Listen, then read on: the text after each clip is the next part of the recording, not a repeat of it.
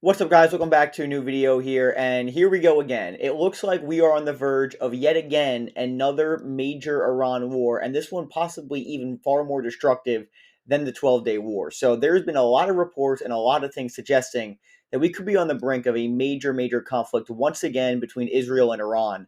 So there was a report coming out from an Israeli publication that basically said, yeah, we might have to go into Iran again, possibly in the imminent future. So here's the news breaking: Israel's preparing for a possible escalation with Iran, including potential strikes. Okay, so again, why is this a big deal? Why do we think this is happening right now? So let's talk about it. So, again, there's been a lot of suggestions over the last few weeks, even at the UN General Assembly. We had the Iranian president basically say, we are fully expecting at any moment that we're going to be faced with Israeli airstrikes once again. Because, again, guys, the main goal of the war, or the first 12-day war, was not the nuclear enrichment program as stated in much of the Western media.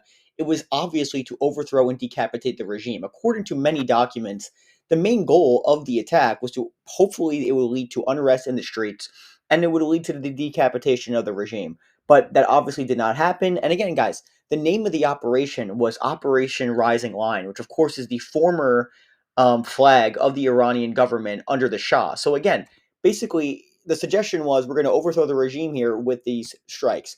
What happened was the Israeli air defense systems, after about 12 days or so, it was far less successful than it was in the beginning of the conflict, which is why they were forced to go to a ceasefire. There's no question that the Iranians took significant damage. Obviously, a lot of their top command was taken out.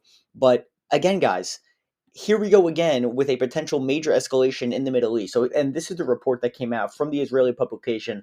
A senior Israeli military official tells the Israeli outlet Mariv that Israel is preparing for potential developments and may have to carry out yet another strike in Iran. And all the estimation from all the foreign policy experts have said this would be a far longer and prolonged conflict than the first time. We've seen, again, the U.S. send in more air defense systems. Again, that's why there was a ceasefire, guys. This is why there is a ceasefire right now, giving the Americans and the Iranians time to basically restore their fuel supply, restore their ballistic missiles, as the Iranians are, and they're basically just preparing to go at it once again. I mean, it really is wild because again, many of the conditions of the first Iran war a couple months ago, they really have not been resolved yet. Okay, if we're being totally honest, and Trita Parsi does a good thing on this, which we'll talk about in just a couple of minutes here. And another reason why we're suggesting that we could be on the brink of yet another war with Iran, it seems as though diplomacy between Iran and the Europeans has absolutely collapsed. We've seen snapback sanctions put on Iran once again at 12 a.m. tonight. This is a couple days ago. The Iranian central bank will once again be disconnected from the SWIFT payment system as snapback sanctions under the following United Nations Security Council resolutions immediately re-enter effect. And again, it's pretty clear that even Trump seems to be open to this as well. Apparently, one of the key things that he wanted from the Iranians in the renewed nuclear negotiations was that not only does he want them to stop um, enriching uranium, but he also wants them to basically give it to the Americans, which is obviously an absurd proposition. The Iranians would never agree to this.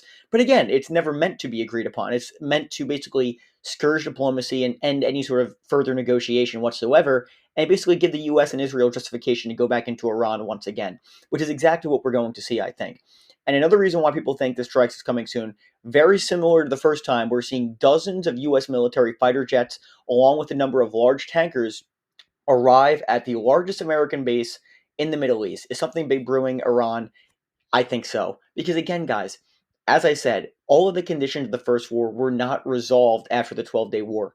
It's very obvious the goal of this is to overthrow the regime in Iran. And I think within a couple weeks, I mean, this suggests something imminent. I mean, it really does. You have massive, I mean, look at this, guys. You have a massive number of tankers arriving in the Middle East, preparing for potential conflict with Iran. And I just don't understand how this is in anyone's best interest whatsoever. It really is wild. And again, people are hoping that there's going to be a ceasefire in the Gaza Strip. Maybe that's going to be because, okay, maybe for the time being, you have a ceasefire in the Gaza Strip so you can focus entirely on Iran. And as I said, the Iranians are totally prepared for this, which is why, again, in the beginning of the 12-day war, much of the strikes were targeted on Iranian military command, and the hope would be to basically catch them with their pants down. But now what's happened, according to the Iranian president, they have a very massive command structure. They have now 8 to 9 different people right under some of the military leaders who, if there is targeted assassinations, the country will be able to survive in the leadership ranks. So again, it's going to be a very prolonged conflict, and Iran has even said that they're not basically they're going to be sending in far larger missile barrages next time, and they're going to basically destroy large military centers inside of Israel proper. So again, it's not good, guys. Okay, and again, there's another very shocking development as well, which people are reading in between the lines. They think it was because of Israel. Again, as we know, last a couple of weeks ago, we saw a massive Israeli attack targeting the Hamas negotiators inside of Qatar, and very shockingly, the Trump administration basically gave Article 5 almost sort of security guarantees, basically that, oh, if Qatar's attacked again, we will protect you and defend you. A lot of people's interpretation of that was, oh, this means that if Israel attacks again, the U.S. would defend Qatar from Israel. But a lot of people think that's actually not really true. Because that, what it means is, guys, if there is another conflict between the U.S. Or in Israel and Iran, if Iran attacks Qatar once again, it would absolutely drag the United States into a conflict with Iran. So here it is. When Israel attacks Iran, if Iran attacks any U.S. base in Qatar, we will consider it an attack on the U.S. and officially enter the war against Iran. And I think that's definitely probably true. And this is the article I'm talking about where the IDF official basically says we might have to go in to attack Iran again. And again, just to be clear, guys, the official Israeli and American government position is they destroyed the entire nuclear facility. So all the nuclear stuff, everything's been destroyed. So why would you have to go back into Iran again? How does that make any sense? Unless that was never the goal from the beginning, it was to actually overthrow the regime. Again, if you go into Iran again, I don't know what the justification would be. What would they come up with? You can't even say that, oh, it's for the nuclear program, because the official position is, oh, everything was destroyed. Unless you're outright going to say it's because we're trying to overthrow the regime, which they might just do. They might just say it's time to overthrow the regime. But it cannot be a good look for the Trump administration when he literally said a couple months ago, Trump, that we're going to be done with these regime change wars. We're going to be done with all these foreign conflicts. This would not be a good look whatsoever. And Trita Parsi, he said a couple weeks ago, he wrote a good piece in Foreign Policy where he basically argued that a new Israeli-Iranian war is coming perhaps as the early end of August. And again, we're at the end of September now. And again, this is mainly driven by Israel's desire to turn Iran into the next Syria or Lebanon, countries that Israel can bomb with impunity and without any U.S. involvement. In its first attack, Israel had three objectives: drag the United States into the war, decapitate the regime, and subdue Iran to Israel's military dominance, but only achieved the first. But having started this campaign, it feels that it now must finish it before Iran rebuilds or acquires better air defenses. That is also key. They want to basically strike them before the Iranians are able to fully restore their air defense systems, because again, the Israelis had almost full control of the skies in Iran uh, by within the first couple of days of the war. Much of the Iranian air defense capabilities were damaged significantly. So, and again, this is interesting as well, where he says it would be far more destructive than the first one.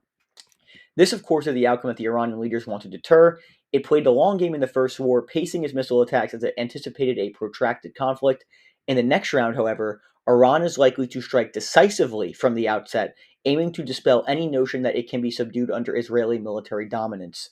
So, again, it really is absolutely wild here that we could be on the brink of yet another Israel-Iran war, which would be utterly disastrous for the United States. I mean, not to mention the amount of money that would spend, as well as the amount of the risk that it would pose to American troops and just casualties throughout the region. It would be an utter disaster, and it would put the world on brink. And that's not even discussing right now what's going on in NATO, which we're going to talk about in the next couple days. I mean, NATO and Russia, it is not getting enough mainstream media coverage whatsoever. They are basically on the brink of a potential major conflict there. We're seeing Russian drone intrusions inside of NATO territory. It really is wild what is going on in the world right now. So my prediction, guys, and another good thing that guys should look at, which honestly, it might sound silly, look at the poly market odds for potential Israeli strikes on Iran by the end of the year. That has spiked significantly over the last couple of days following these reports, following these tankers arriving in the Middle East. Because again, it seems as though we are once again on the brink of a major war in the Middle East. It really is wild, guys. So that's what I got for you guys today. Absolutely wild. Let me know what you think. If you agree, if you think there will be a war, but there not be a war, it is just wild to me that once again, it seems as though Israel is going to strike Iran, possibly in the imminent future. So absolutely wild stuff. I fully expect it to happen. I'm going to be honest, it's my prediction. I think that Israel will strike Iran within the next couple weeks. And will the U.S. get involved? That's going to be another major question. My guess would probably be yes. So absolutely wild stuff. Again, guys, if you're enjoying the content, make sure to like and subscribe. It's super good for the algorithm and it helps the channel immensely. And if you want to become a member, hit the join button below as well. Absolutely wild stuff going on right now, guys. Thank you guys so much for the support. I really appreciate it. Have a great night, and I'll talk to you guys later.